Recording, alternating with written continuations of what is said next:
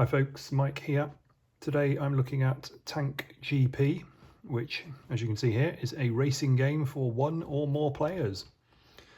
So slightly different for me.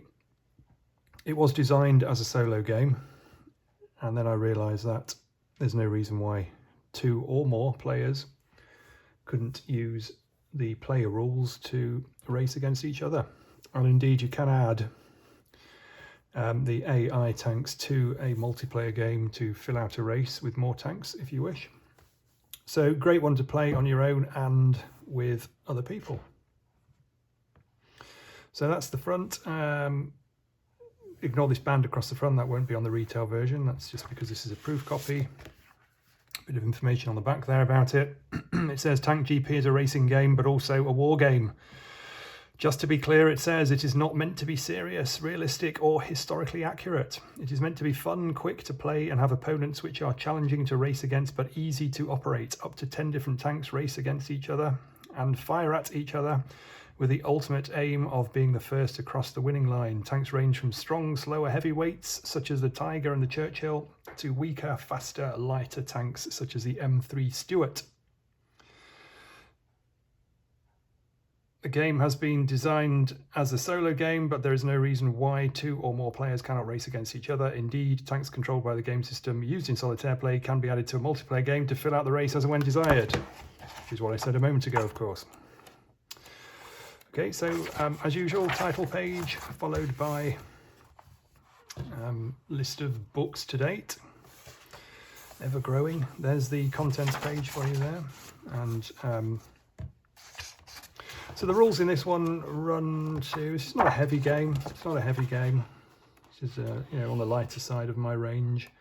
The rules themselves run from about page 4 or 5 through to, I don't know, sort of 22, so still 15 pages or so, but there are lots of diagrams in this one, lots of diagrams. So we start out with a summary of the tanks. I'll leave that on the screen there for a moment so you can see the 10 tanks here. Counters come with the game in the back in the usual fashion. You can cut those out. There aren't huge numbers of counters here, so there are the 10 tanks you can see there, color coordinated. They have a few stats on them, and that's just, as I say, from the back here. And then there are some experience points counters, although you could of course use anything for that. They're all 1, so anything will do that you've got laying around if you don't want to make those. And there are some damage counters here which I haven't actually got next to me, but there are some damage counters, and again you could use anything for that. So I've been using red cubes, for example, and I've been using blue cubes for the experience points, so you could use anything. And that's all you need. The main things are the 10 tanks. It's worth making the counters of them. You don't have to, but there are some advantages to that. As I say, have got the some of the key stats on them. Also got the names of the tanks on there, and the color coding just color codes them to the chart. Nothing sort of more important than that. But you do need to have facing as well. It's got to be obvious which way they're facing, so that's important as well. So you can use anything else, but it has to sort of be able to do at least have a facing on it, so you know which way the tank's travelling. Okay, then the rules run. So there are terrain features on here, much like in a sort of standard war game, I guess. So let me move those counters out of the way for a second. And then the rules run through here, and you can see there are plenty of diagrams and things in here. Especially here, look, when I'm explaining the AI, you can see there are lots of half-page diagrams, examples of how to operate that, which is very easy.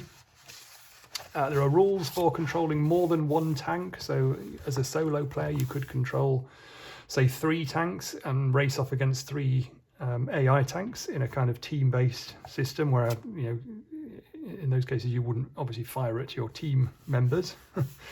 And rules for playing more than one race. So you can have a series of races, and there's a table here which allocates points based on how many tanks you've got and positioning and so on. So it's just just a suggestion, easy enough to think up yourself, but there it is if you want it. So you could have a little mini competition, I don't know, knockout competitions with a group of people, or whatever you want, or just one-off races against the AI, which is what it was designed to do. And then you get the track. So let's just look at the first track. The first one is called The Circuit. It's the shortest one in the book. It's just literally a circuit. So really one to sort of get used to, but still, good to play. Brings different challenges to some of the other more windy tracks. You can see the terrain on here. There are hills and buildings that block line of sight. There are tree hexes which can be fired through. So for example, if there's a tank over here and a tank sort of here, it could potentially fire across, or you can fire across from one side to the other, or across a corner or whatever. But if you fire through a tree hex, then it adds a penalty to that. So there's a bit to think about on there, and you can see there's a variety of tracks. I'll just show you a couple. There's the lakes, as it's called, so much longer track. This time got a bit of water on there. And then we've got another one here which is called the straight and narrow, so generally just nice long straights to get some speed up, but this narrow bit down the back here as well. So there's a variety of tracks in there. Maybe just pick out another one from towards the back just to show you here. For example, another nice long one with a few steeper turns. So this is called the firing range because there's not a great deal to block line of sight. In fact, there's nothing really to block line of sight in the middle, and there's only the odd tree hex that's going to cause a problem for firing, firing across. So lots of potential battles going on in that one as you're speeding around the track, and lots of sharp turns as well, which means that if one tank's ahead of the other, then once one's gone around the corner, there's a potential to shoot at each other across. So that could be quite good fun. And of course, frustrating when you're on the end of it. Okay, so there are 10 tracks altogether in there, which is sufficient variety, I think, for this sort of game. And it keeps the page count lower, of course. The fewer gameplay pages I have, the smaller the page count. This comes in at around 45, and that's going to allow me to keep the cost of that down a little bit from the norm, hopefully. So that's Tank GP. Just have a quick look at some of the rules, bits and pieces. So you've got the tank grid, as I say, at the top here. So tanks have a speed rating, then they have armor rating for front and rear, depending on whether they're being attacked from the front or from behind, effectively. They have an armor piercing rating for their own gun, so how easily they can get through their opponent's armor. And the XP there is where the tanks pick up experience points. So some of the tanks they're sort of balanced. So the slower tanks tend to have stronger armor, heavier armor, and maybe a better AP, but not entirely so. So for example, the Churchill and the Tiger are both slow tanks, or slower tanks in this game. They're both reasonably well armoured. The Churchill is slightly better armoured, but the Tiger has a much better AP in terms of piercing its opponent's armour. So actually the Tiger is actually better than the Churchill. And there's no way to sort of even that out without making them less relevant to each other or related to each other as they were in sort of historical settings. So the way to get around that is to give the Churchill a higher XP rating. So when it does pick up its experience points, it will get 3 each time rather than the Tiger who gets 2. 2 is the norm. The Crusader is similarly slightly weak, so gets 3 XP. Most tanks you get 2 because they're fairly well balanced. The Cromwell and the Hellcat, which are particularly the Hellcat, which is a really speedy little tank destroyer. So still, although it's fast, still has a decent AP rating, as does the Cromwell.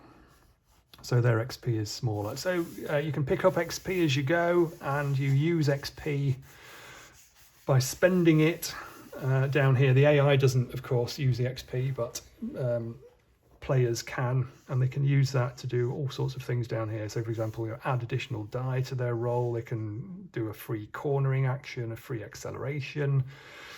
They can take a gamble, so re-roll a die for 1 XP, for cost of 1 XP, in the hope of getting sort of more move actions to push them further on the track, but with a danger of becoming damaged, I guess, by sort of overheating the engine or something. They can slam the brakes on when necessary, and when in battle, they can improve their accuracy or improve their toughness by spending XP as well. So XP is good. It allows a bit of flexibility, more decisions into the game for the player as they're whizzing round. And the tanks will generally move around, obviously on the hex grid. So you know they'll start the finishing line here, and then they'll go around, obviously around the thing. They're staying in the hexes on the light or lighter green numbered hexes. That's the track. They can't go off track, and they just race around shooting at each other. And the idea, I mean, the general idea is that, you know, if you're winning, then you are naturally putting your weaker armor facing towards your opponents who are behind you, and therefore they've got a better chance of hitting you and therefore damaging you for a turn. Whereas, you know, if you are behind, then you're more likely to shoot them, slow them down, so on. So obviously it's better to be winning, don't get me wrong, but it does mean that those behind you have a decent chance of shooting you and or hitting you and making you miss a turn to repair and so on. So that's how it works. You can race from anywhere from 2 tanks, so you can literally just play as a solitaire player, you against 1 AI tank. I found a happy point for solo play to be around about 4 tanks. It's perfectly easy to play more than that. It's just 4 is a nice number so that you feel like you're getting your turn fairly often. Only takes a few seconds to do the AI turn, by the way, but nonetheless 4 felt like a good number. 4, maybe 5. In multiplayer games, obviously you can increase that, and there's no reason why you can't. There are only 6 starting points. There's no reason why you can't have all 10 tanks queuing back here and race all 10 against each other. So by all means, feel free to try that when you get familiar with the rules and how it works. Okay, don't think I've got much else to say on that really. I will have a playthrough video out fairly soon, and that should be for sale in the not too distant future from the date of this video. As ever, available on Amazon. Thanks guys.